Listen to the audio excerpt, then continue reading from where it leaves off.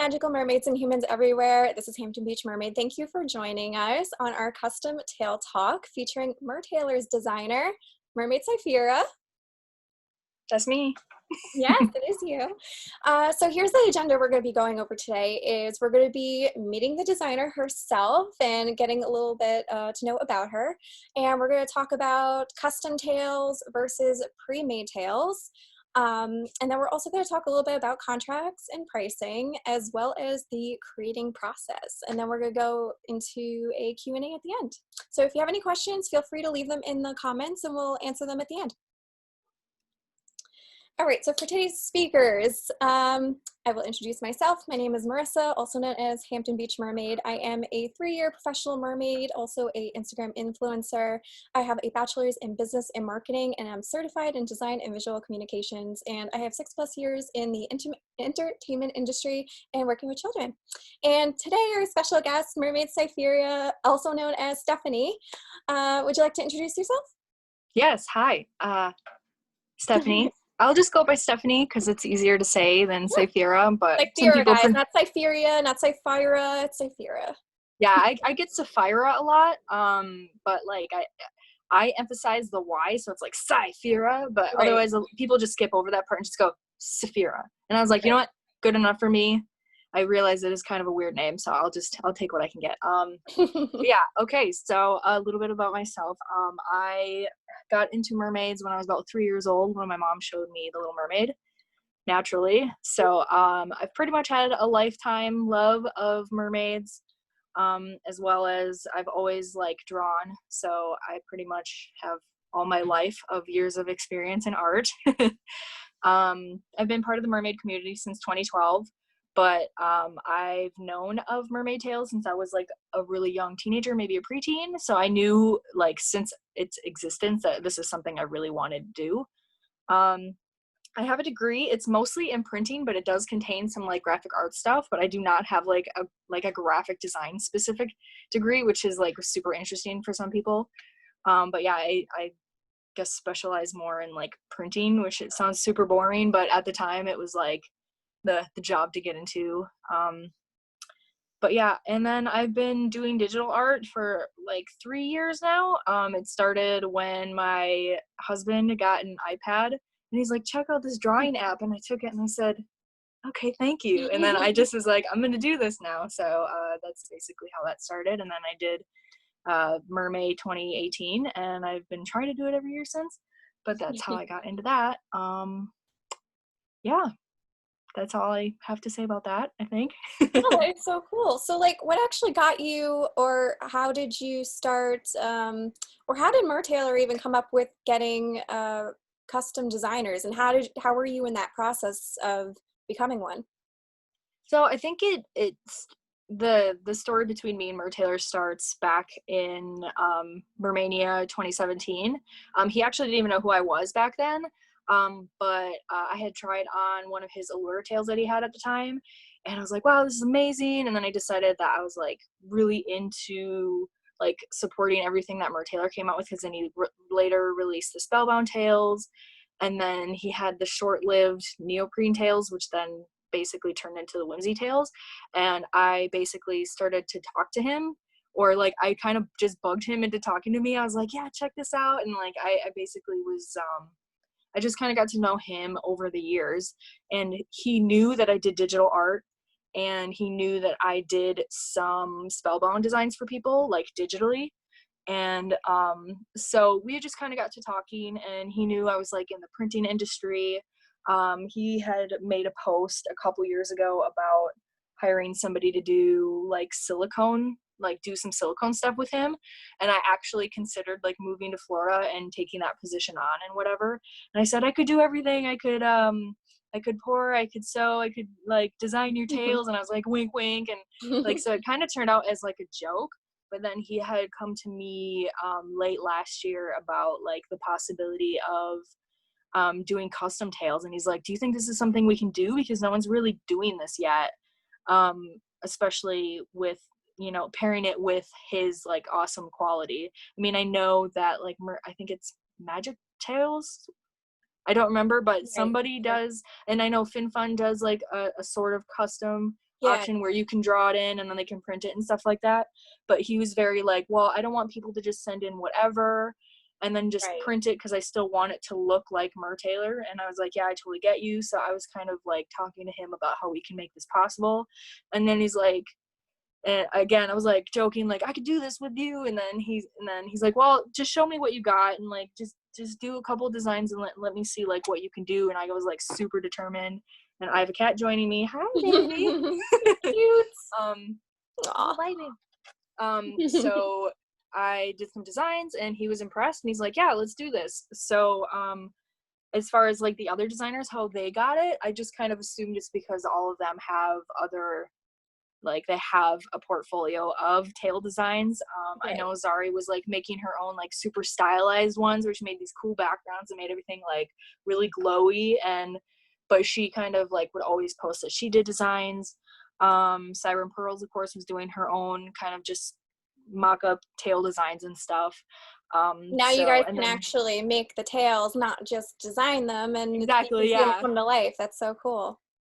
But yeah, that's kind of the story. I know it seems kind of random because they're just like, okay, there are these other 3 people that have to show that they've done tail designs before, and then here's MermaidSyphira, who we've never ever seen design a tail before. So they're like, how did she get into it? And I will say it's just because I had been talking to Eric for a while, and like once I became an affiliate last February, I've just kind of been talking to him more, and I guess I kind of was like set out to prove myself because this is something I really wanted to do, and he was nice enough to give me the opportunity. So it all worked out, kind of like everything fell into place, and I was like, yeah, I'm so glad I bugged him all those years.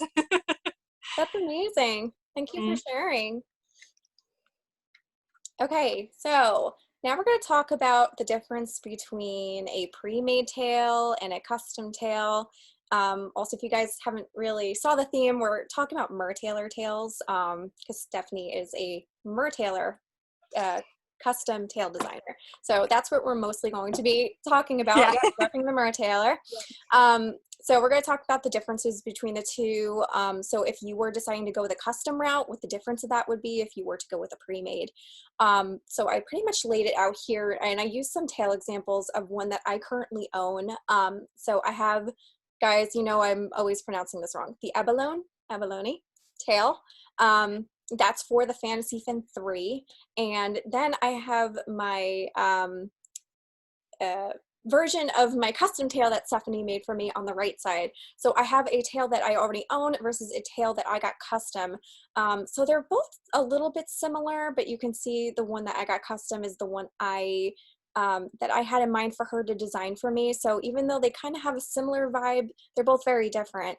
But I have to say the abalone's probably, or abalone is my favorite pre-made tail. So now I'm going to talk about the differences. So if you go with a pre-made tail, it's obviously a lot cheaper or less expensive to go with because you're getting it pre-made. It's already a la carte, already made for you. And then if you go with a custom, it's going to be more expensive because you're requiring it to look a certain way. You're adding things to it, and it's something that they can't make all the time. So it's going to be more money if you were to make something unique versus something they can produce often, which is usually the pre-made tails. So also with that, the pre-made tails are a shorter wait time because it's something they already have ready to produce. Whereas a custom, Stephanie, again, you can kind of come in with the details on this as to explain why it takes longer.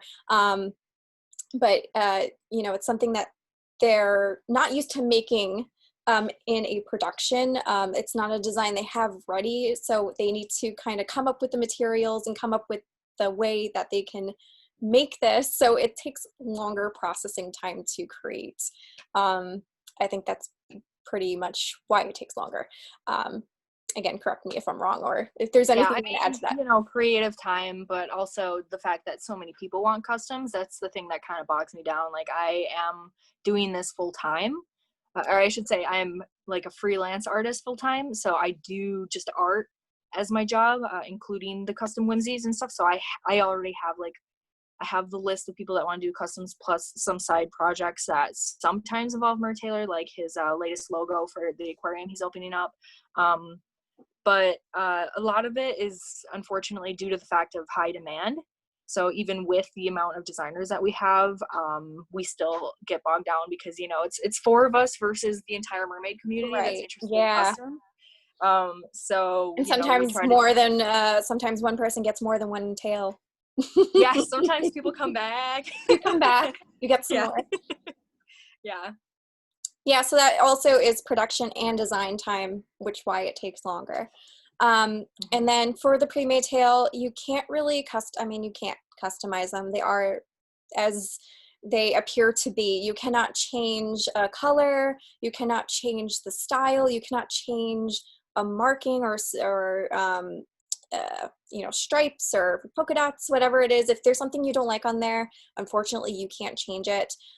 Whereas the custom, you're pretty much unlimited to the customization. So if you want certain colors or if you want markings or any specific detail that the designer is able to do, you can pretty much do it.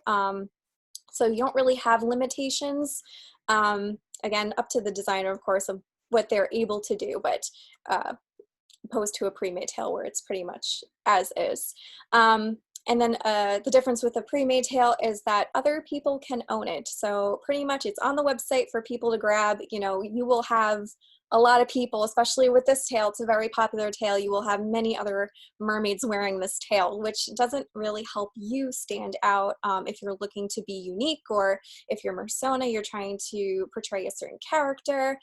It could be a little difficult when more than one person owns that tail. So whereas a custom, you will have one that's completely unique to you. So if you have a special Mersona character theme that you want to go with and you want something that no one else has, custom's the way to go. So with the pre-made tails, as for the fins, so apparently Stephanie told me that you can take off or request no certain fins on a particular tail. So if one tail has a dorsal, you can email customer service and they can accommodate you and take or not put on that specific fin. But the one thing you can't do is you can't add fins. So if there is a tail that does not have a dorsal and you want a dorsal on it, unfortunately you cannot add that on it.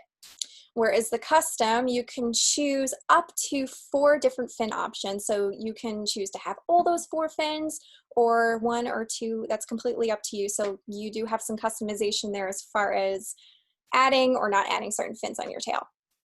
And then lastly, for the pre-made, most of the time, there's only one design per monofin. So as you can see, the abalone tail, you cannot get for the Fantasy Fin Original or 1 or the 2. It's only for the 3. And that's goes for a lot of the other tails too. So if there's a tail that you really like and it's for a monofin you don't have, unfortunately you don't have that control. You have to pick whatever's pre-made on the website for the fin you currently have. Now, whereas the custom, which is completely awesome, which is what I did, is I got the same design for the 3 and for the original. The reason why I did that is because I love the look and the aesthetic of the 3. I love the big fin, but sometimes when I want to travel and I want to travel light, I like bringing my original or the Fantasy Fin 1. It's very small and efficient and very, very easy to pack. So the lightest one, yeah. Yeah, it's very light. So sometimes I do want to travel with that one, but I wanted to be able to still use my tail or my colors and wear it on that one if I were to choose to use the original fin. Now, I did actually base my custom tail on my Spellbound because I feel like that's the tail, that's my signature tail or a tail that I'm known for. So I really wanted to bring that with me into my fabric tail collection. So I'm able to have that flexibility if I'm unable to travel or wear my silicone tail for any reason. Maybe I'm doing a really quick photo shoot. Maybe I just want to swim around and not have to put on a pile of silicone, you know, on me.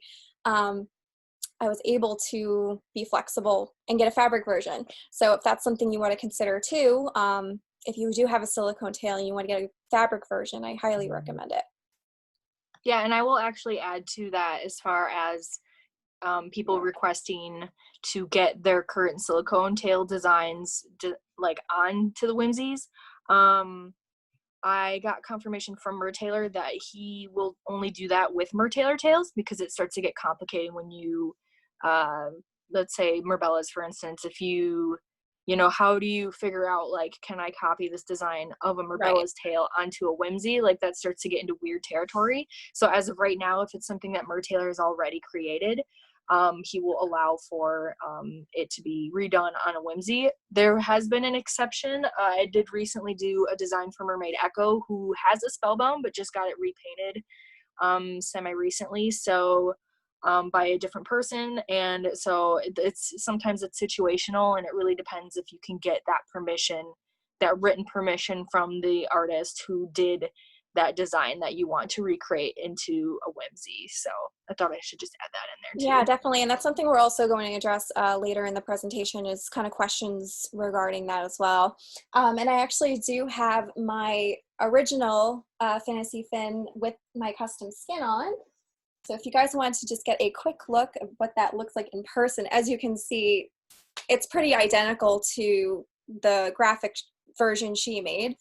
And I have to say, just kind of going back again on the differences, I think, between the pre-made tails and the custom, Eric has always came a long way of enhancing his tails and making them as realistic as possible.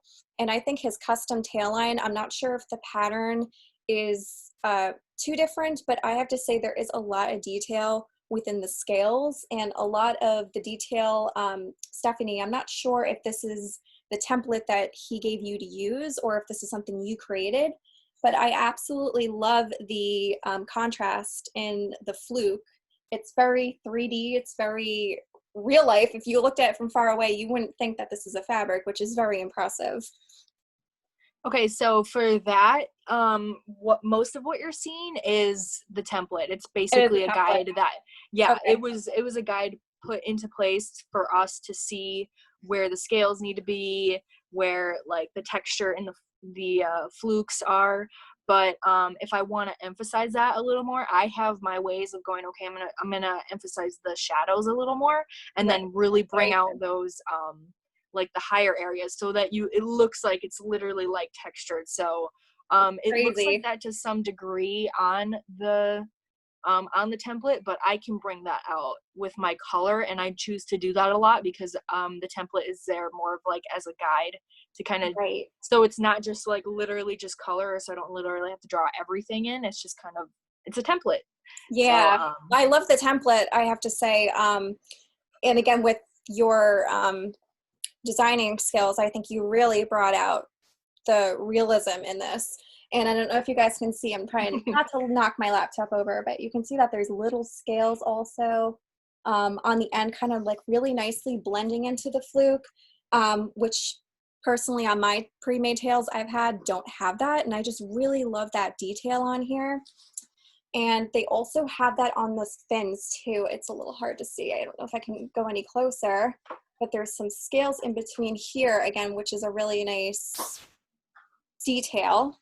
And like she said, she goes in with the shadows and really creates that emphasis on the texture there. So I think this absolutely looks amazing. Also, I want to highlight, we'll talk a little bit more into the creating process, is she does something called scale tipping, which if you can see, it might be a little hard because of the light, but I did it this way because I really wanted to look like it was color shifting, because my Spellbound actually has a little bit of a color shift iridescent of pink and gold. And I asked Stephanie if she was able to create that, and she was able to come up with this really cool scale tipping technique. Again, I don't know if you can tell, the lighting's a little bad, but there's some pink on the outer edge of my tail, a little bit of pink here, and then there's some yellow. Again, sorry, don't mean to flip you guys off. There's some yellow on the ends. Again, a little hard to see. If you want to see it more close up on my Instagram, I'll post it on there. But I just love how, especially in the sunlight, how this looks like it's reflecting color when it's all fabric. So you did an amazing job on this. So I'm gonna come in and I'm gonna correct you a little bit. That I call that one the scale highlighting. Highlighting. because Okay. yeah, the scale tipping, that is literally just on the tip of the scales, Okay. hence the name tip. But the highlights, I felt that the template that I was given with the scales, the scales themselves are very flat looking. Like if I were to just show you what that looked like and then just put some color on it, it would look really flat. Right. The template itself still has like this, you can see where the scales are, and that's about it, but there's really no definition. So I came up with a way to basically just on the bottom half of the scales where that color is happening, I just put like a little highlight there, because then it makes it look like the scales are now coming forward and have it's like lighter here because the light is touching it because it's forward, and then there's a shadow behind it. But I have like different ways to bring out the detail in the scales, and that was the first one that I came up with. That was one that I initially had as like an upgrade option, but now that I've seen and done so many tails with the highlighting, it just comes with it now, because I can't, as an artist, produce a tail that doesn't have that feature, because otherwise It the just looks scales so look just too realistic. flat. Yeah. So I took your scale highlights, and instead of putting it like instead of laying it on top and giving it like a nice little shine, and whatever color's underneath is just underneath it, I changed the color of those highlights because it's its own like layer and stuff. Right. So that's what I did with you. So it still has like an overlay effect where it's sitting on top of the scales and it's still bringing out the bottom half of the scales, but I just changed the color on it to make it basically the pink and the yellow that you requested. Totally. And yours is the only tail that I've ever done that with, because nobody's like really asked for that, and sometimes it's really hard to make it look good, right? Depending on the colors and stuff. But I just messed around with like appearance effects and different colors until it looked right, and once we got it, we're like, that's it, that's the way. As soon as she did it, I think I even like voice chatted you. I was like, that's it. You're like, oh. I was like so excited, and I'm telling you, it looks even better in person. It looks like it's actually changing the color, which is crazy. That's cool. Yeah. Okay, so now we're going to talk about contracts. So these are the 4 ladies, including Stephanie, that you can contract, which they are Mertailor Authorized designers. They need to be authorized designers. So I do have their contact information here, but you can also find them on his official website. But these 4 ladies, you have the option of getting to work with. I think Stephanie also recommends that you reach out to them personally, ask them what you are looking for, and what to expect, so you can find the right designer that can make the tail that you're looking for. Yeah, and I will add too, I know this isn't really addressed in the PowerPoint at all, but when you said authorized designers, I'm like, oh yeah, I remember that was a question very early on during the custom program, but I'll just like reiterate it right now for people that don't know. The reason why we have authorized Mertailor designers instead of, hey, but I'm a graphic designer, I can do it myself. The reason why that is because we are given high resolution templates that have the scales and stuff like that. And he just wanted to have those in the hands of the authorized designers instead of just giving them out to people, because then you could literally print it. It's like a full scale high resolution template that you could literally color in, print out, and sew yourself, and we'd be seeing them all over Wish. Amazon. And I mean, you can't and you can't, we have to protect his work, so so that's just one step. I mean, you're still gonna there's still the possibility of knockoffs, but at the very least they can only achieve the quality in which is given like from social media and stuff. So it's just his way of like you said, it's just protecting what he has. And I know initially people were really annoyed by that, because they're like, well, why can't I just design my own, and then it would just waive the designer fee. And I can understand people's frustration. I know I would be to some extent, like if I was not a designer myself and I had to go through somebody else, knowing that I would be able to do it myself. That being said, I think he anticipated getting a couple of more designers so that we'd have more options, so it would spread the interest out a little more, so that would cut down on wait times, and it would just give people more options. He anticipated doing that over the summer, but with all the COVID stuff that has happened, he has had to postpone a lot of stuff, and we seem to have like a system going pretty decently right now with the designers that we have. But it's always a possibility if you're interested and you think you have what it takes to hold the Mertailor brand in your hands, and you know, then there's always the possibility that he could add more designers and stuff like that. And but I just wanted to explain that, just in case anyone was wondering why do we have to go through us if we could do it ourselves, kind of thing. And that's kind of why. And plus, as a customer, I think you want to know that your design is protected and in good hands. You know, with everything going on today, and there's internet hackers and people able to get into things. Like, if you were to have that template, if you were to have it, and it got into the wrong hands, this person could easily steal your work, could steal your tail, and someone could easily replicate it. I think you want to be able to know that this is in the right hands of those people who know what they're doing, and will protect your work, and you will know that it's done the right way. So just to always keep that in mind. Yeah, I know some people who are very good graphic designers and want to be able to do that, but they should also understand that this process protects them and also protects Mertailor. So yeah. Correct. Okay, so what a lot of people don't know about the custom tail pricing is that there's actually two different types of pricing that's going on. So, well, I have this left to right, but technically you're going to want to contract and pay the designer first before you actually buy the tail. But I'm just going to talk about the tail base pricing first, which is actually on Mertailor. If you go to his website and go to custom tail, and then go to purchase here. Don't purchase yet, but just kind of use that template that he's using on there. You can kind of get an idea, but I already have it on here, so you don't really have to do that. But if you want to experiment and see what the different price ranges are, depending on what you're looking for, you can totally do that. So basically the starting price of the tail would be $340. So that's going with the original mono fin, no extra fins, pretty much as basic as you can get. So you will be able to choose your tail style. So the tail style is basically the mono fin. So you have the original, the 2, which if you go with the 2, it's an extra $20, and then the 3, which is an extra $30. So keep that in mind of which mono fin you have. And then he actually has a very wide range of sizes. He has an extra, extra small to an extra large, and he does not price extra depending on your size, so it does not matter what size you go with.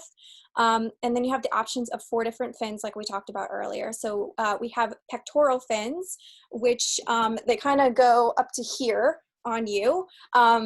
If you have, there you go, she has her tail. So that's where the pectoral fins go. They're a little bit below your waist. In the front of the tail. Thank you for the example. Yeah.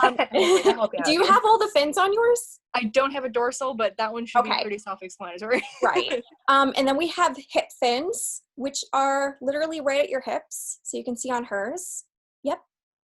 And then we have ankle fins, which are basically not really by your ankles, but they're by your calves. But they're the lowest part of the body of the tail. Yep. Do you have it on mono fin? Probably a little heavy. Yep.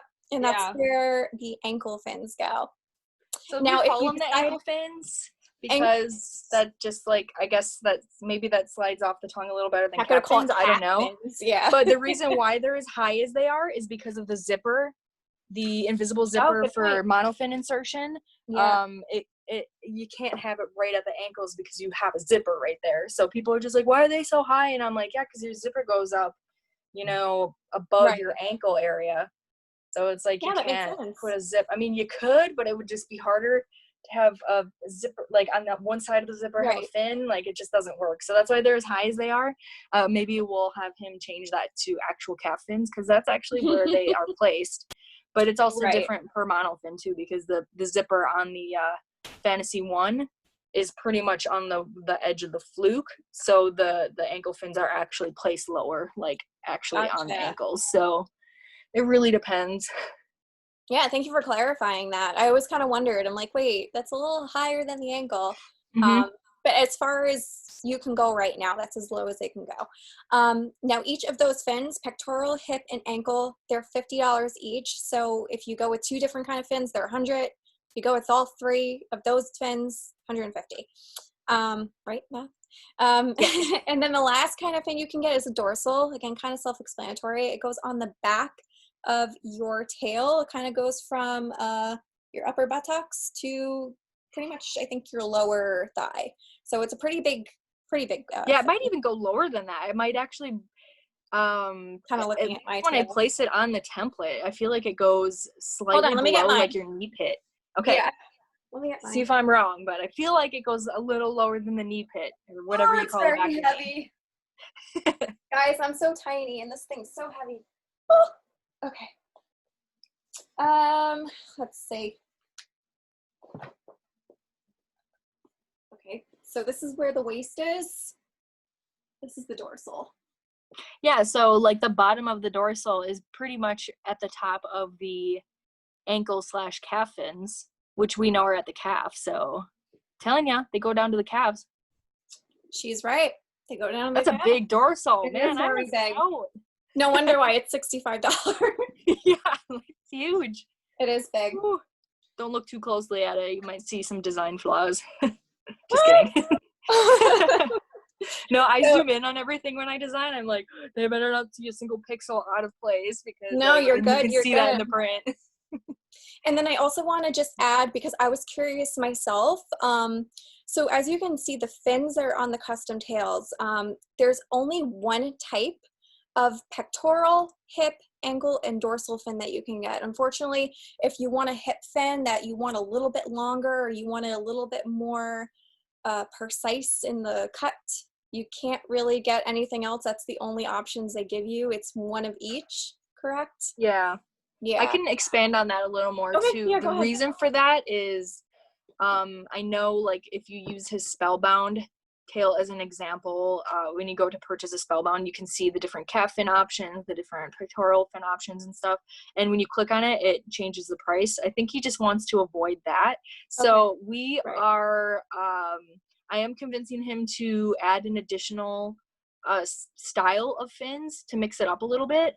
But the reason why he didn't want to be like, oh yeah, I want the little like waist fin from the Ocean's Daughter, but I wanted the ankle fins from whatever the other you know what I mean, like Yeah, there's pick so from many different different fins. variations And I'm he's like, made over the well, years. I Yeah. mean, not only do we not have access to those fin design styles, it's like each time he has a like a pre-made tail done that has its own copyright and stuff, so I think it just like messes with that in some way. I'm not entirely sure, but Right. if we do add more fins, they will be like the similar size, they'll be the same placement, but they will just be shaped slightly differently because he doesn't want to price a pectoral fin to be different. He wants them all to be the same. Right. So he doesn't right. want ones with like jaggedy edges and super long and whatever, because those are going to require more materials. Right. Plus they're going to be harder to sew. So he wouldn't be able to price it at 50. So Makes like sense. the styles of fins will be different, but they will mostly be like kind of a mass with maybe like a thing hanging off, but just shaped differently. Right. So Okay. it'll probably just be a different shape, but it won't be like spikes or something crazy like that, or super long skinny ones, you know. But that's why it is the way it is, because he's like, they have to be similar. But he didn't want to just release a bunch of different ones either, because he was just starting the custom program out, and he kind of just wanted to suss it out and see how it worked. Yeah. So yeah. Yeah, just to kind of keep in mind, because before I started, I think even contacting you and discussing it, I was thinking in the back of my head, okay, how many different fin choices can I get? At least the style. So yeah, there's only one per fin. So just keep that in mind. Okay, so now we're going to talk about the actual pricing that the designers charge. Now, I do have on the bottom here that each designer has different pricing guides. Today, since we have Stephanie on, we're going to be asking her what her pricing guide is. So I'll let you kind of discuss this part. Sure. So as of right now, I decided that my prices will start at $125. That was basically because I realized how much effort was getting put into even just like a really quick basic design, because most of the time I don't really get asked for just like, yeah, can you just make like a blue tail and then it's just dark around the edge. Like if it was something that easy, I would probably go less, but a lot of people are requesting a lot of different colors. the front and back to be different, a lot of different scale details, and then requesting a lot of changes as well. So that's kind of why the price is the way it is, because it's different than if you were to get just a design concept for a silicone tail, because those you can just like color in, not have to worry about, like I said earlier, every little pixel being perfect. I'm going in there and I'm zooming in and I'm making sure everything's in place and there's no line, like there's nothing out of the lines and stuff like that. So just with the amount of effort that is getting put into making these tails look as realistic as I can, and then following these people's guidelines, I decided that was a good starting price for me. And then they just go up depending on a bunch of factors. If you want a bunch of different like patterns on it, coming up with a new way to do stripes on the side, it has proven very difficult every single time. You got to make sure it doesn't look like any other previous designs, plus any other tail that's been out there, because you know the last thing we want is to be like accused of copying somebody's design, which is like almost hard to do, because like there's like no such thing as originality anymore. Like somebody pulls from something, so I just have to pull from enough elements that you can't tell that, okay, but I did use this one element from this tail, so people won't notice. Like asking to draw a star a million different ways. It's like pretty much, you know. And it gets pretty interesting too when it's like, can you make me like a whale shark? It's like, okay, how many different times can you make a blue tail with white spots on it? And it's like, okay. So that's when you start to get into weird territory, but we make it work. So the way I do it specifically, which I believe is different from other people, is that I will discuss a design with somebody. I am trying to come up with a price guide to kind of show like this is how much just the color is how much adding markings is, if you want front and back different, if you want all these scale details, how many fins you want, because obviously the more fins I have to design, the more expensive it's going to be. So I kind of talk to the person and I kind of get a feel of what they want. And like right now I have like a generic kind of price thing in my head, but I would like to show that to people. But I kind of base it off of, okay, I think it's going to take this much work if I have to do this, and it kind of gets a good feel on it. So that's how I quote people. Once they agree on a price with me, then I turn them to this contract that we have. Now this contract basically just goes over, you know, Mertailor, this is pretty much what you're doing. It has like your information, like your size, the fantasy fin you want to use, how many fins you want. It has the price on there. And you know, it just goes through like, okay, what happens with you and the artist when you're designing? What happens if you want to drop out of the design? Which we'll kind of talk about on the next slide.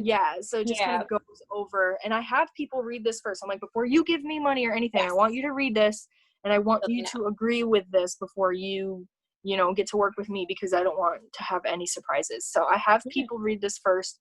So then they sign this contract to me, which all this is done online. I've had some issues with people signing it on their phone. It gets really crazy and stuff. So the program that I use, it works best like on a desktop, but it's all digital, and they just type stuff in and then they sign their name at the bottom, and it was the easiest way I could. Guys, it's very, very easy. You don't have to print out anything, fax. It's all done online. Super easy. I had to figure this program out, because the first, I think, 2 or 3 weeks I was doing this, I did not have this option. I literally was sending people the PDF and be like, okay, figure out a way to fill this out and give it back to me. And I was like, I have no idea how. I've never done it. So I had to purchase like a specific program for that. But I believe it works super well. It's very user-friendly, and I basically explain people how to use it. But yeah, once you kind of go through that contract, which is necessary because we need to discuss like copyright transfers and stuff, which I think we'll get into later. Then to secure a spot in line, I have people pay the 50% non-refundable deposit, which is stated in the contract. Now, the reason why I have people put money down in order to get on my list is because, again, this is me versus the whole mermaid community. They'll just be like, hey, I'm interested. Can you get me on your list? And it's like, okay. But by the time I like reach out to people, and I've had this in the past with when I did coloring pages in the past, like a year ago, I just made a waiting list. And then when it came time for me to tell people, hey, okay, it's your turn, like people didn't come back. People waited a week to message me. So I decided, okay, I'm going to put money down, because that will secure your spot. It'll let people know, okay, like I put money down. this is my spot now. I'm not going to lose. And then when it's their turn, they're like, okay, let's do it. So it has worked super well because my list has been very consistent. I've had my people like come back to me when it's like, hey, it's your turn. They're like, cool, sweet, let's get started. It's like booking a And they're gig. like, You need to sometimes request a deposit to hold that event. yes, you know, yeah, like and any that other is, place. So it's reasonable. yeah. And that's been the easiest for me, and people have been very understanding of that. So pretty much immediately when they sign their contract, I will send them an invoice via PayPal, or sometimes I do Venmo if people don't do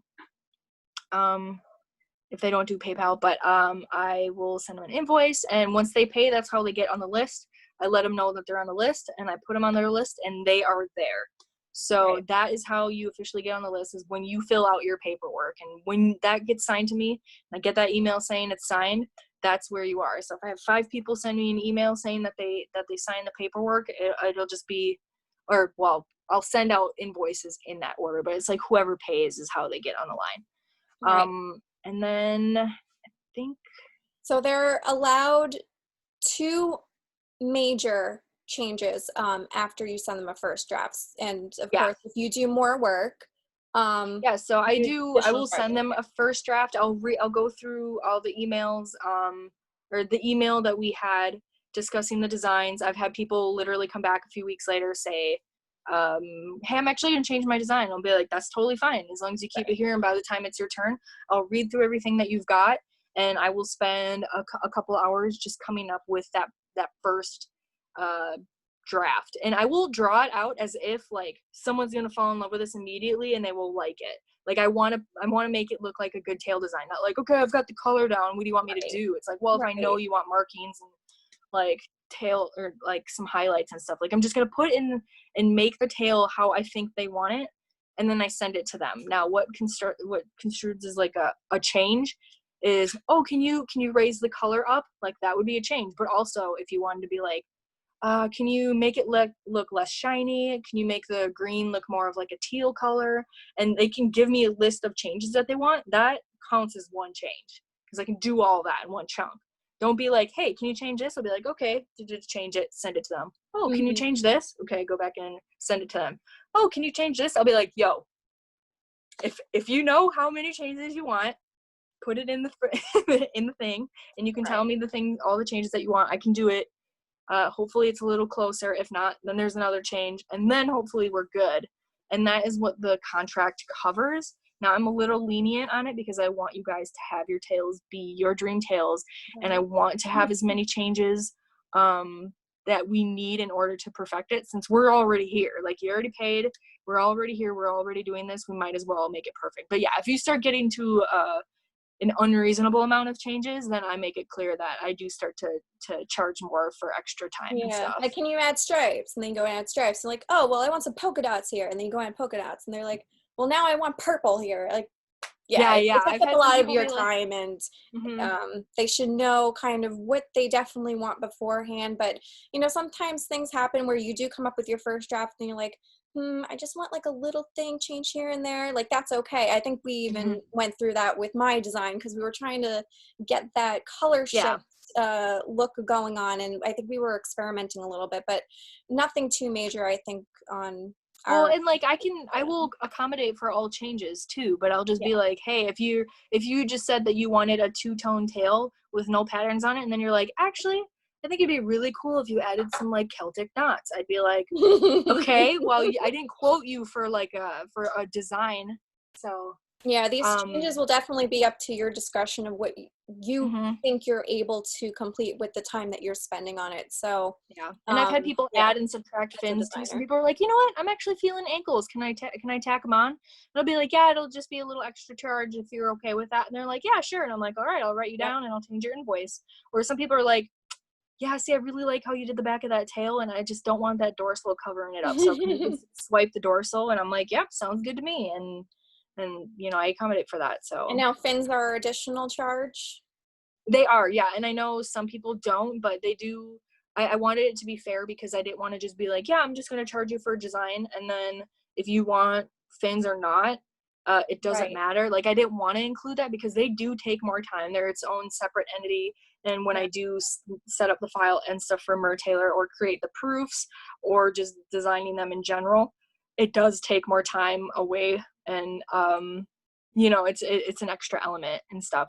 Right. So I do charge extra for those, because if you don't want fins, I don't want to charge you for fins if you're not going to have any. So that's why I do not that's why I do charge extra for them. But it's something small. It's like $10 for pectoral and ankle, 15 for hip fins because they're getting bigger, and then a dorsal is 20 extra. And I do the mental math in my head, like, this person wants this design and they want these 2 fins, so it'll kind of be like, okay, add a little more because they want fins and stuff. So yeah, that makes sense. And then you accept payments either through PayPal or Venmo, right?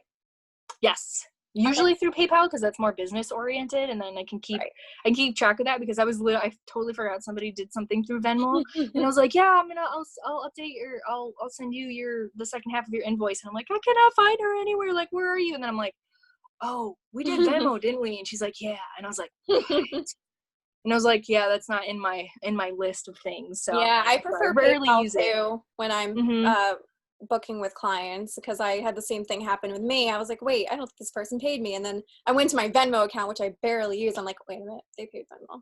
Yeah. But Venmo doesn't take fees, which is nice, because like yeah. I'd really like to not pay fees and stuff, because they suck. So yeah. Okay, so now we're going to talk about like the contract details that this applies for all the designers. So again, if you kind of want to take this one away. Yeah, so before we design, we require that 50% non-refundable refund. I will get into that a little more and say, if you have like a dire situation where you're like, and I haven't started your design yet, and you're like, I need this money. I know this has happened since like the COVID outbreak, that some people are just like, I lost my job and I'm just trying to get money back where I can, and they literally just got added to me a week before, and I'm like, I could technically, per the signed contract, take that 50% non-refundable purchase from them, but I'm just like, obviously I'm going to refund you. So it really depends on the situation. I have broken contract in that way so many times. But it just really depends. Just reach out to me, be a civil person, be like, hey, I have this reason, and then I will honor a full refund sometimes. So that's before the design process. That is before the design process. Now, if we start designing, you can still cancel, but then I am obligated to keep that 50%, but I do keep the artwork as well. But yeah, so like, you can't go off and buy your tail if you don't like finish paying the artist to do the design. Reach out to Mertailor and say, here's my tail, because they do this process where they check to make sure you're approved by the designer, and that the contract was paid out and everything went swimmingly. So you can't and I will give people, I will let them know, like, I send out proofs that just have the Mertailor watermark showing front and back separately, like during the design process, and those are usually higher res so they can see the detail. But when I get an okay, like the design is approved and okay, I have to create that front and back visual proof that you see on like my social media. I've revamped them a little bit. They used to just be black and white and just have like a black border and stuff, because I wanted it to be something, but now I made like some water and pearl back there and like all that stuff. So I try to make them look a little, spice it up a little bit for Instagram purposes.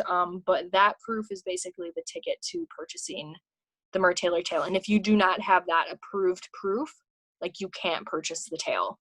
And you only get that proof when you're paid in full. Now, so I can't remember what I did on the purchasing page. I think they asked me to upload a proof, and then what they do, or they go and contact you and they say, okay, Stephanie, Marissa made her purchase. May I have the version? Yeah, all the information. Yeah, can I have her signed contract? Can I have her high-res files? And that's how we get the process going and stuff like that. Keep that in mind, guys, because I was like waiting for Stephanie to send me like the high-res so I can send it to Mertailor. I'm like, Steph, where's my high-res version? She goes, and I was like, no, I'm like, oh, I'm a designer. Yeah, so don't just like assume you're gonna get that, because that's not for you. Yeah, I didn't realize that. To assume that. Like, yeah, I was like, oh wait, I have to send her the proof, and then Mertailor asked It's Stephanie. in the contract. No, it does say that in the contract that once you I purchase, forgot. I was the so designer excited at will the send time the file. I didn't realize. No, it's totally fine. I just laughed I at feel you a like little that's a bit. mistake that people could make though when they don't realize, because they're so excited and they're ready to buy their tail and they're like, wait, I need to upload the artwork, but they don't realize that it's the proof they need to upload and not your version. And I've even but you sent the sent to them. proof to somebody in like Facebook Messenger. And they're like, oh, do I need like can I just download this from Facebook, or do you need to give me a high resolution one? And I was like, oh no, like as long as they can read like your name on it, so they can tie the name I'm like, to I the hope order they name. don't print the watermark. No. I didn't realize that that's what happens behind the scenes when you go to purchase it. So just keep that in mind. Yeah. All right, now into the good stuff. Creating your tail. Okay, so do you want to talk about this part? Because I think this is some stuff that you kind of look for or that you use to start your creating process. Yeah, so most of it is discussed before I even like quote the person, because to get the correct quote for them, I have to know what it is that they want. But yeah, it's good to know like what kind of colors you're looking for, if you're looking for markings on the tail in the front and not the back, if you want stuff to wrap around. Asymmetry is a good thing, like just anything that you have, if you have an idea of your tail design. Some people literally have sent me a color palette. It's like, this color palette, have fun. And I'm like, oh, okay. And I was like, well, and then I charge them on the, okay, well, I'm have creative freedom, so I have to think about all this stuff for you. So then I will just charge them and then hope that whatever I come up with is good enough for them. So the top three in the PowerPoint here are really good as far as like colors, knowing what details you want, and then send me as many references. I've had people send me Finfolk tails and apologize like, sorry, it's not Mertailor. And I'm like, hey, it doesn't matter, like wherever, it's not like I'm gonna copy this tail from Finfolk, or it's not like, you know, like we can't mix that inspiration or anything. So I'm like, yeah, if you have tails that inspire you. I had someone create a Word document for me that says, I like the spots on this tail, and it's like, circle it. Yeah, I have like a list of 10 things. They're like, number 1, these spots, and they'll circle it and put number 1. Would you say that people that send you the most details, the easiest for you to start designing? Yeah, it's like easy and hard, because then you have to make sure you don't miss anything. Right. But like it gives me a better idea of like what they're looking for, because sometimes I can read all of it and I can picture it in my head. I'm like, yes, okay, and then I just go to town. But yeah, usually the more that people give me, the better idea and more comfortable I feel about going into a design. Because yeah, if they just give me color palette and say have fun, I'm like, yeah, but like, do you want stripes or spots, or like which color do you want to be the most prominent, you know, like what do you want? Yeah. But like I said, I'm trying to come up with a pricing document, but also like a designing document too, which will show something that I've done recently, which I don't even know if I'm supposed to do it, because we're not supposed to modify the templates, is I've created on the Fantasy 3 like these little fins, like, you know, the top little fins on the model fin. I've created the illusion of those fins on the Fantasy, as well as adding channels. So those I don't think are on your tail, but they're on mine. Let's see if I can bring it up. But it's basically I don't know, I call them channels, but it's basically like the little veins. Yeah. See how there's like a more distinct vein looking thing on here? I decided that was something I was going to add, and that is literally something I just draw as an illusion to get it on there. Wow. So now I'm going to offer that too, that adding like the little fins is a little bit extra, but for the most part, like if I add that stuff, it's just kind of like if I feel it works for the design or not. So I don't really charge extra for that, but I let people know, hey, do you want it to look like this? You want the little fins on the top or not? And then do you want little veins on it or not? You know, so I'm trying to get more options in that way. I think what I did with you too, for my idea, even though I was basing it off my Spellbound, but just to kind of give you some inspiration or references of some flat images, or maybe some images that are not 3D, that almost have that color kind of shifting thing. So what I did is I actually made like a Pinterest board, and I sent that to you to kind of see all the different examples of kind of what I was trying to get, which I think helped too. Do you think you would like it if people also did something like that to kind of send to you to give you some inspiration, some references to work off of. Yeah. I think for it's better than trying to explain all of that, because I've had people try to explain every little Yeah. detail, and I'm like, do you have any visual references? Because once you start Visual throwing a ton of story. words, like, you're Yeah. gonna lose me. Um, but yeah, if you have anything at all that spikes your interest, and people have been like, I like how this looks, but like in purple instead of green, and it'll be like, got it, you Yeah. know, like, it gives me an idea of what they're looking for. And I love it too when people point out designs I've done for other people in the past and go, I really like what you did here, because Yeah. then I know I can do that again. Yeah. But in a different way. So it's cool when people pick out things that I was like, oh cool, I've done that, so I can, apply that to this design in its own way where it makes sense. And then can they But yeah. also, I don't know, maybe they don't know this, they could probably sketch out their idea themselves. I mean, they don't have to be the artist. I know some Hmm. people aren't, but I think if they kind of even took a piece of paper and just kind of outline the tail that they have or that they're going to get, and then maybe add in the colors that they want, where they want it, or the markings or patterns, kind of just giving you an overall idea, maybe of placement. I think that would Yeah, help too. if people like, if they know where they want stuff placed, and if they know where they want the colors placed, I've had people give me anything from looks like a 6-year-old colored in with a colored Yeah. pencil, but I can look at that and be like, I know exactly what that needs to It look like, still helps you figure so out how it it's helps. supposed to Yeah, look. I don't.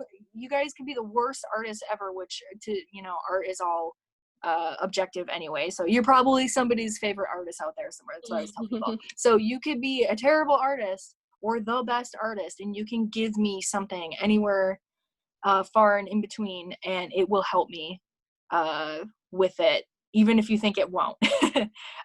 But yeah, anything at all, for if you have a specific idea for something, I will take anything, but it is not required to give me references or to sketch out. Especially, I'm going to put emphasis on that last one. It is not required for you to come up with the design, because sometimes you just don't know. And sometimes I Yeah. give people options like, hey, Sometimes you you just have asked for colors. spots. Like just use these Yeah, colors and go wild. Yeah. like, you asked for spots, do you like them here or here? I did a design for Skull and Scales, and she said she wanted white spots on her like pastel goth tail, and Yeah. I did it in a couple of places, and I was like, she didn't say where, and I was like, where are you feeling it here? I'm like, these look decent here and here, and she's like, I like this one. So sometimes it's just like, you don't know what you want and where you Right. want it and stuff like that. And that's also what you can hire me for, because I can create something for you. Not just gonna draw the idea. I can actually think of an idea for you before we start Yeah. drawing it out. So yeah. Yeah. It's great. Okay, and then here's just some general questions that Stephanie has got, and I think even some questions I have asked her, or maybe you have asked her at one point. Um, so the first question is, once I've contracted with you and I put down my deposit, when will it be my turn? So right now we're looking at a 10 to 12 week wait. I am trying to overextend that a little bit, or tell people, like, over exaggerate that a little Yeah. bit, because I want it to be sooner, because I feel like that's a lot safer than being like, yeah, it's gonna be like 2 weeks, and then it's like Yeah, five don't want to months. disappoint. Yeah, so which we hit a little bump a little bit there with COVID and stuff, because I hit a rough patch where I'm just like, I don't want to do I think we anything, all just want have. to cry, and I want to go Since we did it. outside. And yeah, so Yeah. I'd sent out an email like telling people like, this has been really stressful, like I just need to take some time, and people have been super understanding of that. So but I feel like, this is life now, so I'm gonna work through it, and that is where I feel it. I'm comfortable. I've been getting designs out at like the 10 to 11 week mark, which is right where I've estimated. There's some people I said it was a little sooner than it was, but I kind of hit um when MerMagicCon happened, I had so many orders that week afterwards, because I had met some people that are like, meeting you established that I need to get a design from you. I'm like, cool, sweet, but you and like 15 other people. So I was like, oh, so I hit like this group of people. When I hit the MerMagicCon bunch of Yeah. people, I was like, oh, my wait time just completely got thrown out of whack, and I was like, crap, what do I tell people? And I was like, so but people have been really awesome with me. I have been giving an estimate out, but I've been doing a thing where I send out emails every 2 weeks to So all of how my will I people get on my updates list. while I wake? So this is what she does, and Mhm. I really like that she does it this way because I've dealt with some other companies and other mermaid accessory tail and other makers, you know, in the community where We all have. we all have communication so important, especially if you're like running a business or you're providing a service or product. And Stephanie really hit this on the head with the communication. So the way she does it, again, you can explain it if you want, but she Go for it. basically sends out email updates. She has everyone in an email list. And so instead of you contacting her and, you know, shoulder tapping her and say, hey, Steph, when am I going?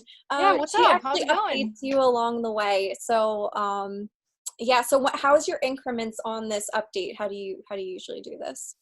So, excuse me, I decided on a day of the week, which is Thursday, and I decided every other Thursday I was going to Oh, that's send. why I got one yesterday. Yep.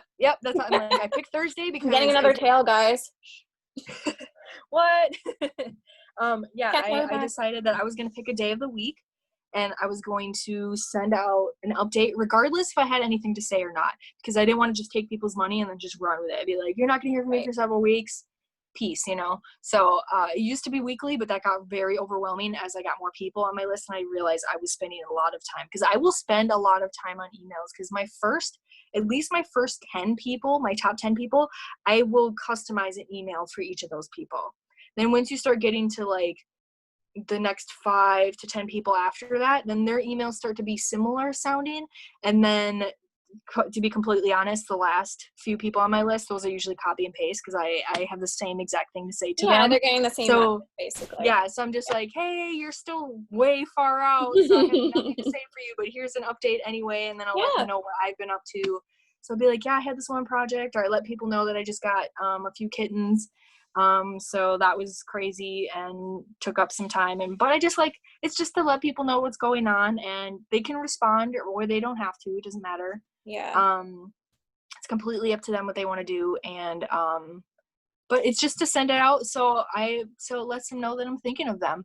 And I also love tell it. them, I'm like, no, whatever you have to say, you can email me at any time, but it has helped me. It was actually a suggestion made by my friend who is formerly of Fintail Fusions.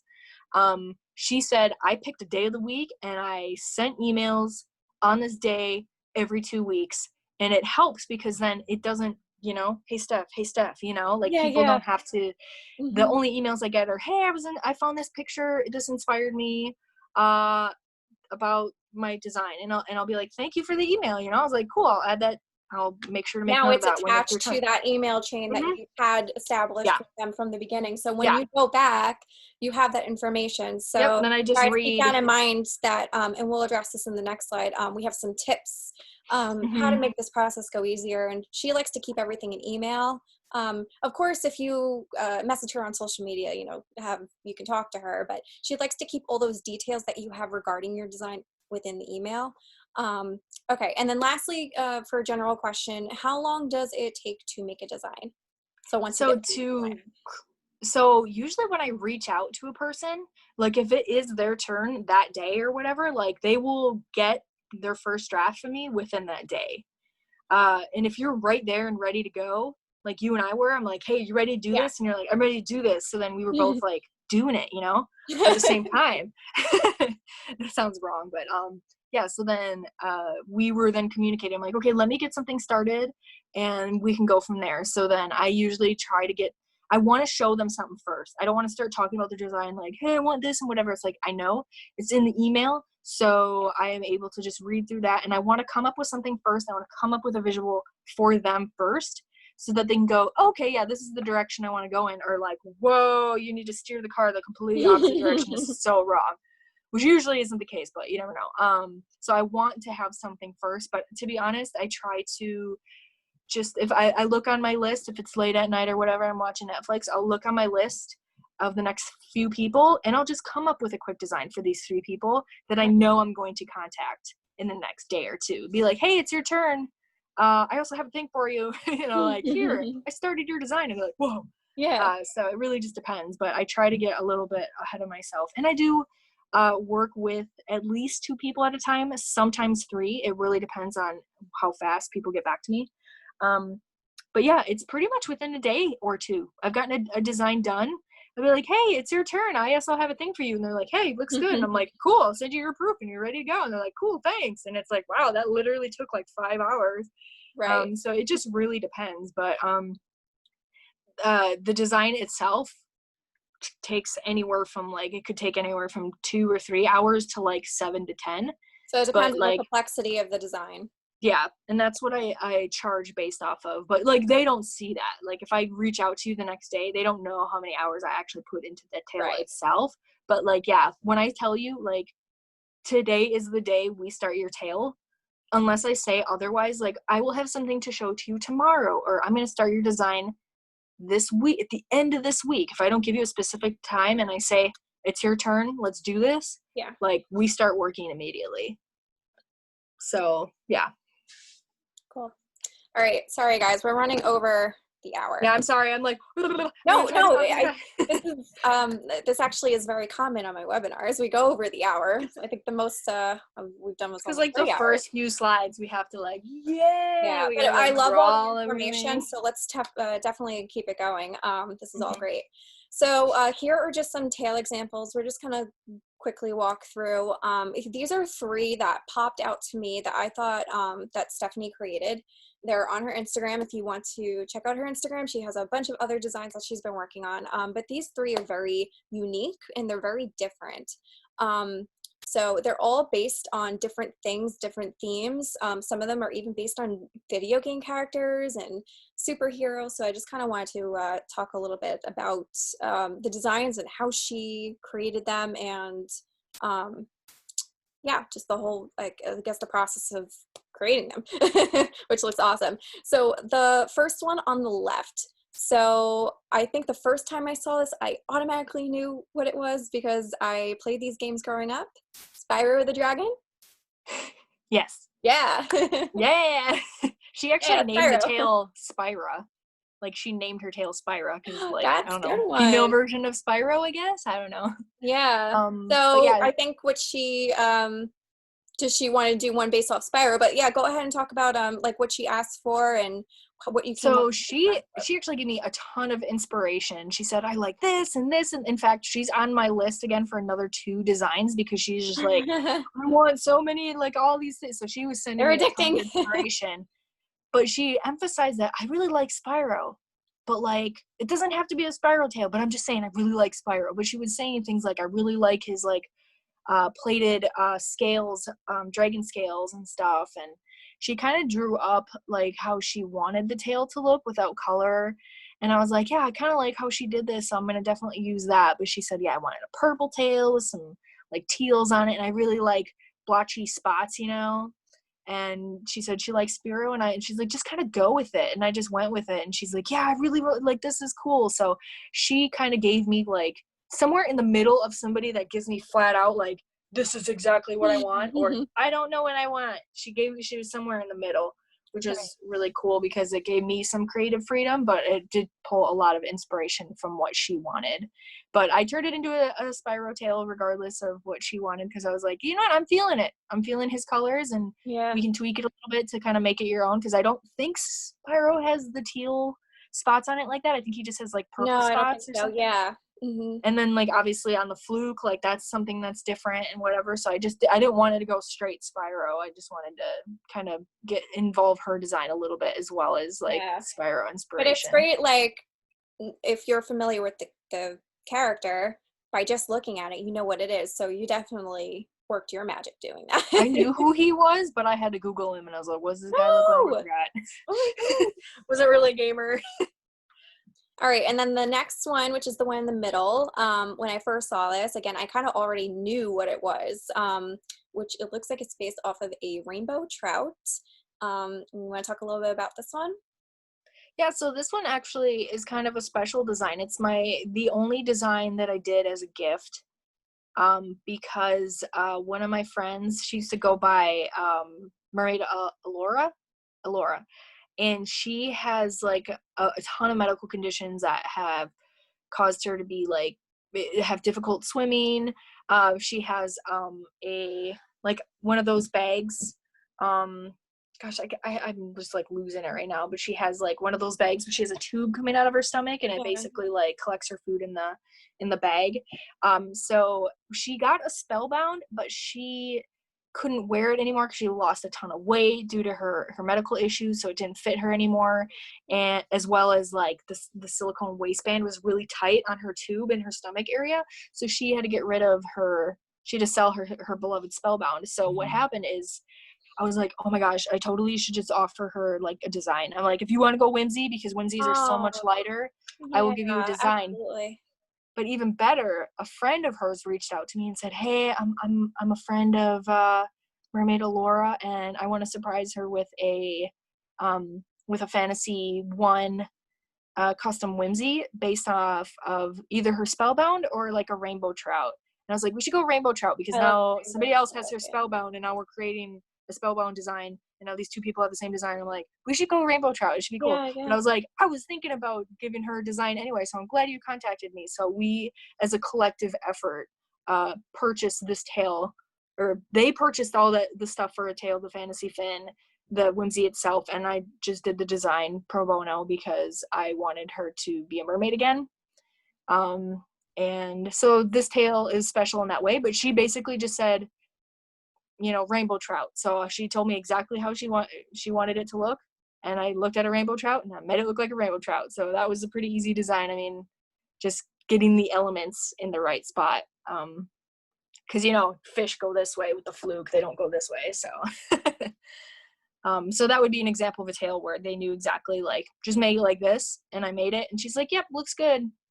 And I Yeah, mean, it looks we really didn't have good. the person whose tail it was going to be, we didn't have her specific opinion, which kind of made it easier, because we're like, will she like this? Yeah, sure, probably. So it was just easy, because then, we just made it based on that fish. And Yeah, it's the first time I ever cool. made, like, the shininess, where I Yeah, made it everything look definitely, like it was glowy, yeah, it definitely does. which was a huge turning point in my designs, because now I feel like I use it all the time, and now all of them are shiny. Yeah, don't blame you. And then the last one, again, this is one that just really caught my eye, and I automatically kind of knew what it was. Um, so this one is based off of Wonder Woman, right? Mhm. So I had a gal reach out to me who's she actually sent an email to all of the designers and said, look, I want to talk to all of you guys, because I want to make sure that the right person does this design for me. And she said, I am huge into superheroes. I cosplay as Wonder Woman. And I'm just reading this email like, because I'm also hugely Hmm. into Spider-Man, and I do Yeah, yeah. Spider-Man cosplay. So even though it's, Marvel versus DC, she'd sent this email, and I responded to her and I said, I think I need to be the one to do this design, because I can geek out with you on this. And she's like, okay, you're the one. So we discussed it, and she basically said she wants it to look like a Wonder Woman koi. So I was like, You all nailed right. it. So that's Nailed what it. we did. It was pretty difficult because she didn't want it to look too obvious, like Wonder Woman, like have the Right. blue in the spots that it needs to be, and have like the gold W where it needs to be. She didn't want it to Right. look, I mean, you can kind of tell on the edges of the hip fins and the fluke, there's like, it looks like little white spots. Those are actually Yeah. stars. So Oh, wow. Okay, now I see it. yeah, I That's mean, so when you see it cool. up close, and when it's like this big, then you'll be able to tell that those are stars. Yeah, But that's Wonder really Woman full cool on detail. has like, she has like blue pants or blue undies, whatever, with white stars all over it. She didn't want it to be too obviously Wonder Woman, but she wanted to kind of Right. incorporate that in there.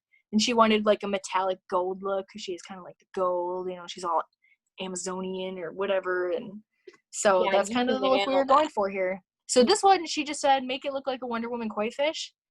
So I was like, okay. So all of that came from my brain.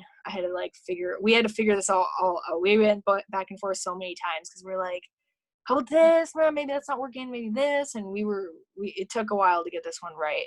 But I think the results, like, I like it. Yeah, I love all of And I'm them. glad I you love too. all the tales you do. There's not a time where I'm Oh, not impressed with anything thank you you. post. Every time you post something, I'm like, oh my goodness, I love it. Thank you. So Thank you. yeah, guys, go check out her Instagram of her other work. Okay, and now here's just a few tips that she wanted to share with you guys, so you kind of again know what to expect, and some things that you can do during the process to help it go swimmingly. So the first one is, and I think this kind of applies to a lot of things in life, is, the longer you take to respond to things or respond back, the longer the process, because she's waiting for you. If it's your turn, Well, I'll she move on. emailed If you don't respond to me, like, I'll respond to the next 2 people on my list and be like, you're up. And then if they both respond to me, then I'm like, cool. And then I go interchangeably. But sometimes a person I don't hear back for a day or 2 or a week. And I'm like, it happens. Moving on. And sometimes we go on vacation, but if she sends you an email update, letting you know that your time is coming up, kind of mark it on your calendar, keep an eye out for an email, because, the longer you take to respond back to her, the longer it's going to take to get your tail done. So just keep that in mind.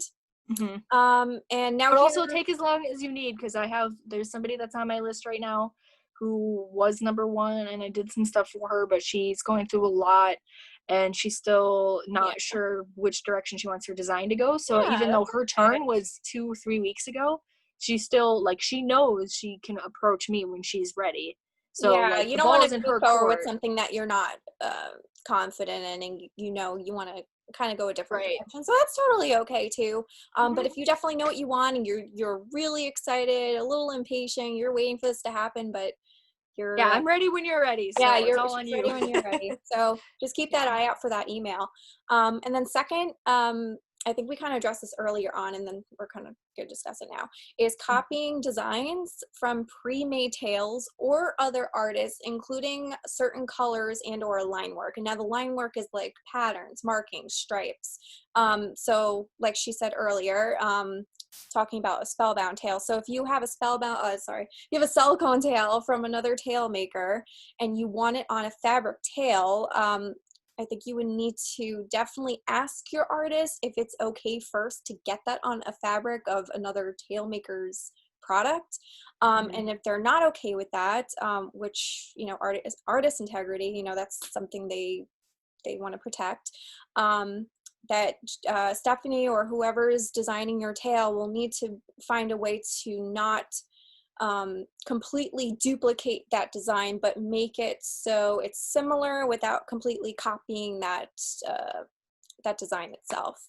So I've been asked on many occasions, hey, can I get the Casanova Cove on the Fantasy 2? And I'll be like, I can't create an existing pre-made tail design on a different fin. Oh yeah, so you can't do, because if I could, I mean, think about how many other people that want to do that. If we could do that, we would just do that, and Mertailor would offer it for other people, because we get asked that a lot. Now, a design I did like way early on,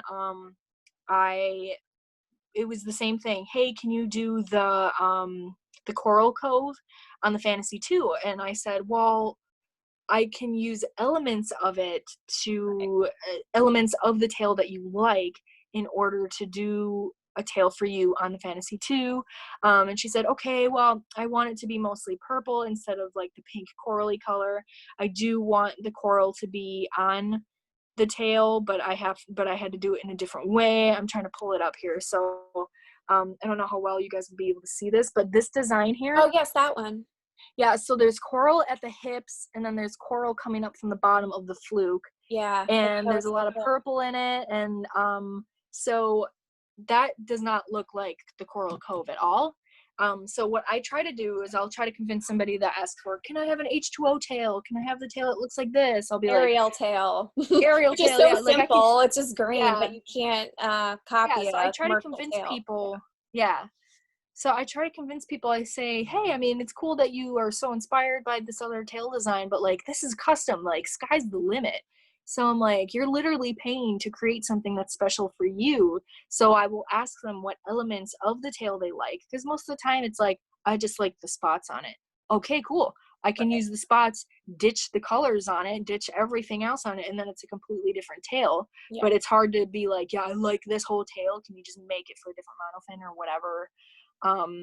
So we discuss it and we tweak it enough times, and then it just doesn't look like it anymore. And I'm like, cool, that's exactly what we need to do.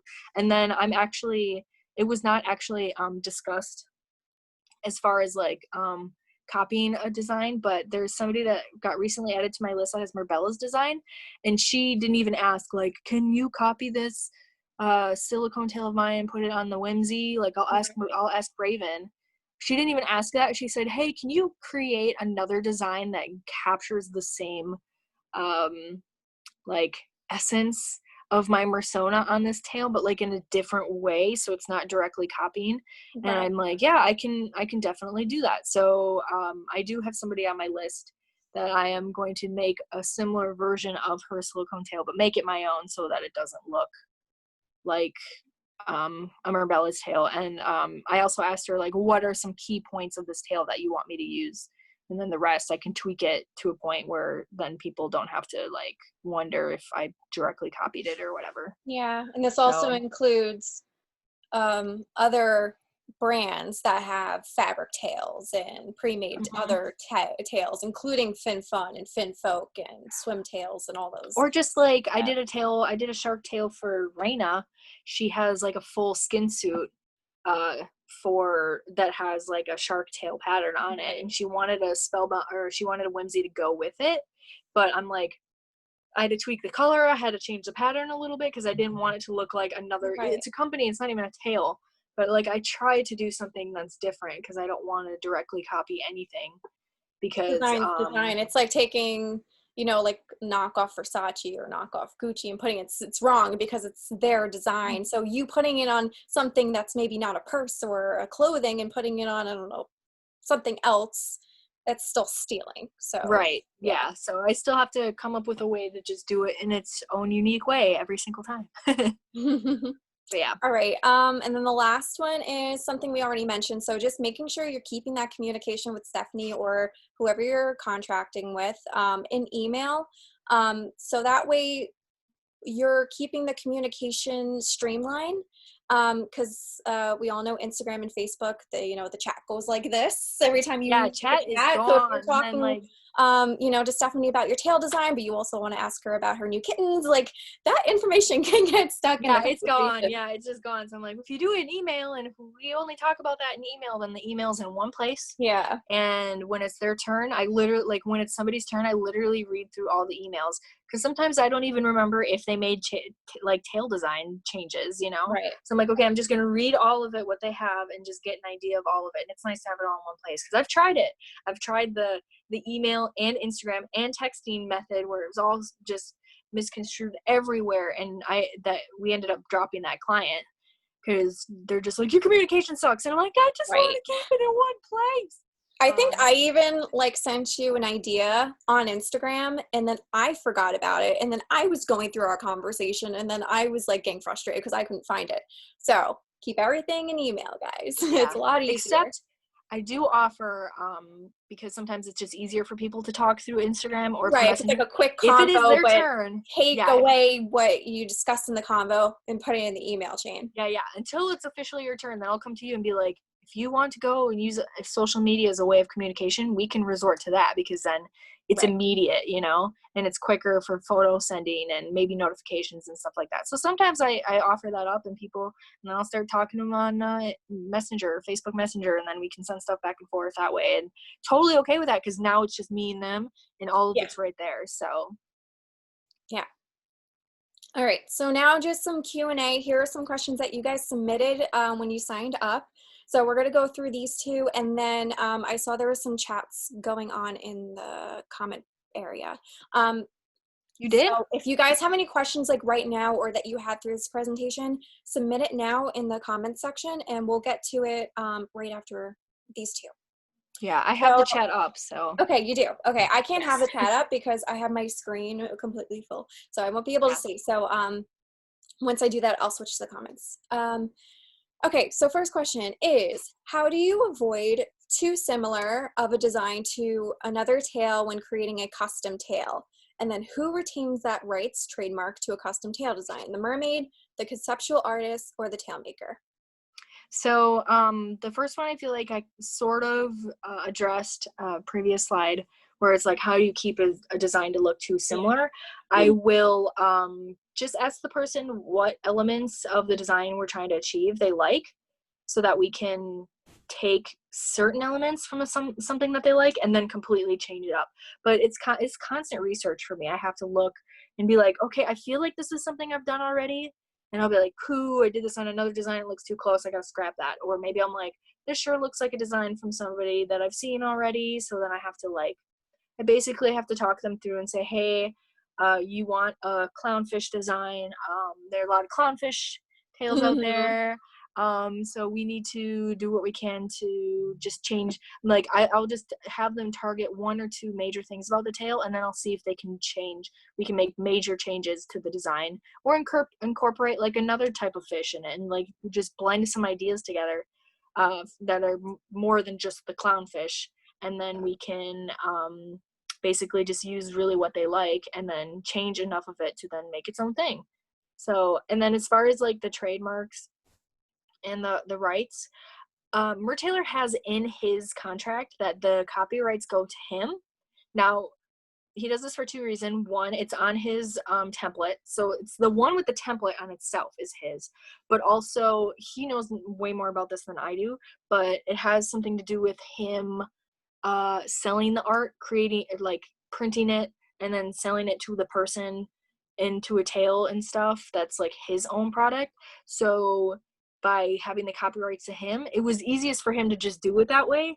But he's not going to be like, okay, you have this design that you made and it's your special design and you love it. Like I designed my Spellbound with the pink and the teal all over it. Like this design is my design.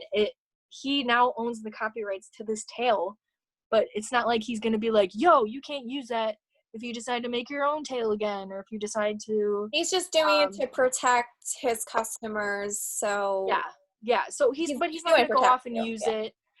If he really liked someone's design, he's mentioned like, oh, if I like a design so much, I want it to be one of my custom, or I want it to be one of my pre-made tails, which has not happened. But he's like, yeah, if I like a design enough, he would reach out to that person and be like, hey, I know you just did this custom design, but could I like buy that design from you so that I could make this like available to everybody? And then it's completely up to them.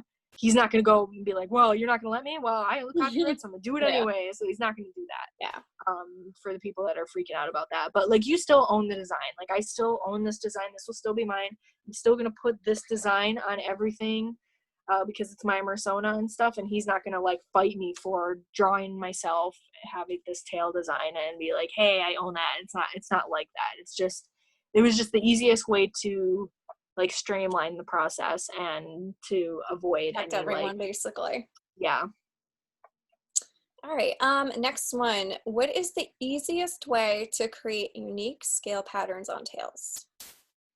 So you had mentioned that this was a question that was asked by somebody. I'm not entirely sure what they mean by this, so I'll just kind of quickly go over scale design, unique scale patterns that I do. So some of the highlights I kind of mentioned to you already, those are just like, it's just like a lighter version of the color, just at the tips of the scales to kind of give it that depth. I do it the other way too, so like the crevice where each scale, like the little V part or upside down V part where the other scales are overlapping. Yeah. I'm like, I could just point it on the thing. Yeah. So like, yeah, like that up part. Here, I have it where it's like the reverse. So it's actually darker in that area and then it fades out to lighter. So that also is another way to give depth. I really like how that looks because that gives me more like, the highlights are very, very light and they don't give me a whole lot of area to color, which is why your pink and yellow highlights are very, very, very small and hard to tell. Like, they're there, yeah, but they're not like, woo. Like, I didn't want them too harsh anyway, so. Exactly, yeah. So it kind of worked out. Whereas the other way that I use, like on Bonnie's tail, where it's like the scales are like mostly black and then all of a sudden they kind of fade into the pastel color. So I like that because I can literally use, even the Wonder Woman tail has that. It's got like the red, I call them the low lights just because it's just a thing, but it has the red and then the rest of the pattern is underneath it and it shows through very well. So it's like I can have 2 different things going on there. Yeah, the scale tipping. Go light like mine, where I kind of have the colors. Again, it's kind of hard to see because I have a light on it. You can go pretty like light washed, or you can go super contrasty and really make it pop, and which will look really cool in the water too. For me personally, my style is just like kind of natural, kind of subtle. So it depends on like what you want your scales to look like. If you want it kind of light like that, or if you want it to like really pop like highlighter, or like you just make it really dark and have it pop. Yeah. Yeah. So I do scale tips. I do a couple. Sometimes I do really jagged, like kind of spotty scale tips, so it's kind of like rustic looking.